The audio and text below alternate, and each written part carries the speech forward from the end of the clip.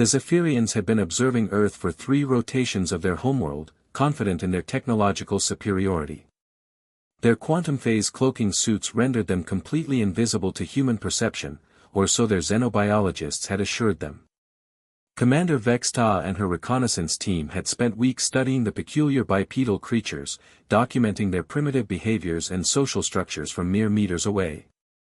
"These humans are remarkably predictable," Vexta transmitted to her team through their neural link, her elongated form swaying slightly as she observed a bustling coffee shop in downtown Seattle. "They stumble through their daily routines, completely oblivious to our presence." Scout Krindar, positioned near the counter, flickered his agreement through the link. His species' natural ability to shift between dimensions, enhanced by their technology, had never failed them. The humans continued their ritualistic consumption of heated plant extract, their dull senses unable to detect the advanced beings moving among them. Dr. Yilna, their behavioral specialist, was particularly fascinated by a human female who visited the establishment daily at precisely 8:47 a.m. The subject, designation, Coffee Female 7, always ordered the same beverage and sat at the corner table, tapping away at a primitive computing device. Yilna had grown bold, sometimes standing directly beside the human, studying her facial expressions and vocal patterns. "Fascinating," Yilna noted, watching the woman's fingers dance across the keyboard. "Their neural processing appears to be entirely linear. No wonder they cannot perceive quantum-shifted matter." The woman, whose name was actually Dr. Elena Vasquez, had been aware of her invisible observers for exactly 11 days.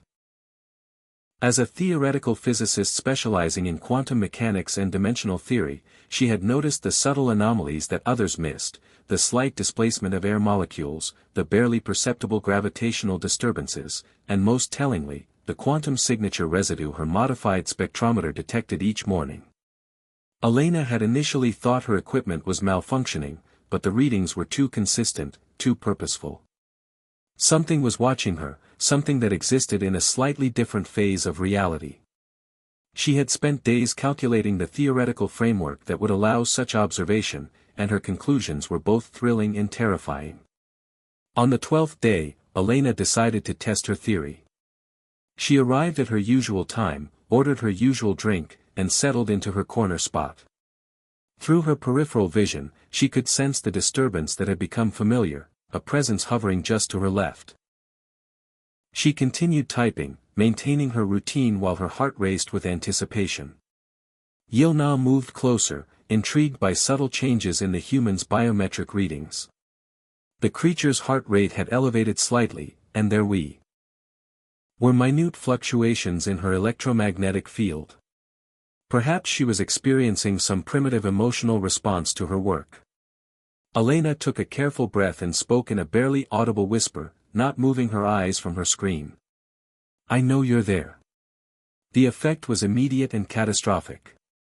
Yilna's concentration shattered, her cloaking suit flickering as she stumbled backward in shock. The other Zephyrians' neural link exploded with panic and confusion as their presumed superiority crumbled in an instant. "Impossible," Vexta transmitted, her own cloak wavering dangerously. "The human cannot. Your quantum phase differential is approximately 0.7 angstroms," Elena continued in her soft whisper, still typing casually. "Clever, but not invisible to someone who knows what to look for." Krindar, who had been examining a display of pastries, lost his footing entirely. His suit failed completely for a split second, revealing his tall, ethereal form to 3 humans who immediately attributed the sighting to too much caffeine. Elena finally looked up from her laptop, her eyes focusing on the empty space where she knew Yilna stood. "Your gravitational displacement creates a subtle lensing effect. Plus, you're affecting local quantum fields in a very specific pattern. Beautiful work, actually. Your technology is at least 50 years ahead of our current understanding." Yilna, despite her terror, felt a flicker of professional pride. The human understood. Impossibly, incredibly, she understood. How? Yilna whispered back, forgetting that her vocal cords weren't designed for human auditory frequencies. The sound came out as a barely perceptible harmonic vibration. Elena smiled. Because I'm not like the others. I've been looking for you my whole career. We're not all as primitive as you think. The coffee shop continued its morning bustle around them, completely unaware that first contact was occurring over a shared appreciation of quantum mechanics. Other patrons occasionally glanced at Elena, who appeared to be having a quiet conversation with herself.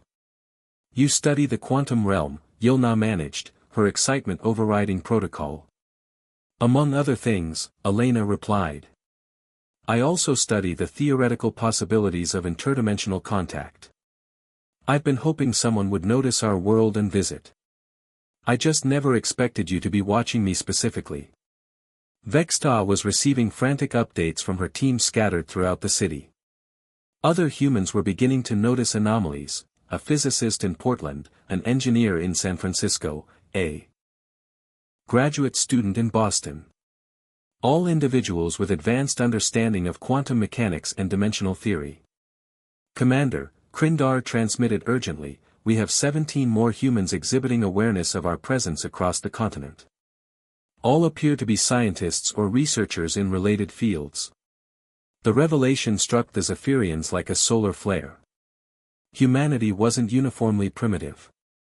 They had simply been observing the wrong subset of the population. Their invisibility worked perfectly on the vast majority of humans, but a select few, those whose minds were trained to perceive beyond normal parameters, could detect them.